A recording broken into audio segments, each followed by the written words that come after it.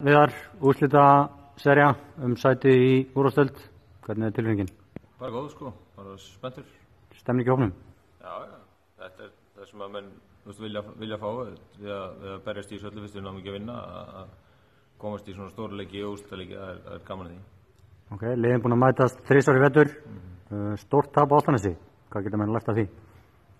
Bara nákvæmlega sama á öllum öðrum töpum, það er eitthvað gott og eitthvað sem það er að laga og það voru líka 2 góðir sigrar á móti Álftanesi, þannig að það er bara, skiptir kannski ekki máli núna, það er bara þessi leikur og hvernig menn mæta í fyrsta leik, gíra þér.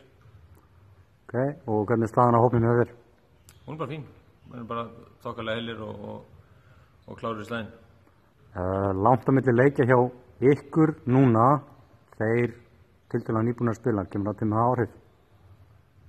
Nei, ég held ekki, þú veist, það er ekki svo að það sé búið að vera langt á milli leikja, þetta er einhver rétt vika sko, þú veist, það er bara eins og er venjulega í deildakeppni, þannig að við gátum bara aðeins laðið batterín og byrjað að undirbúa okkur fyrir næstu, þannig ég held að það hafi bara verið fínt sko.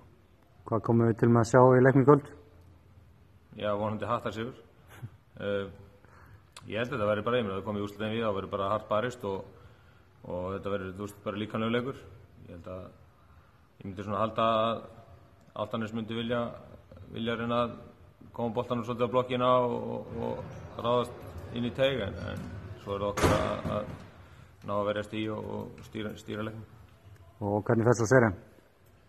Höttur unnur. Höttur í Söfnum á næsta ári? Það ætla ég rétt að vona. Takk.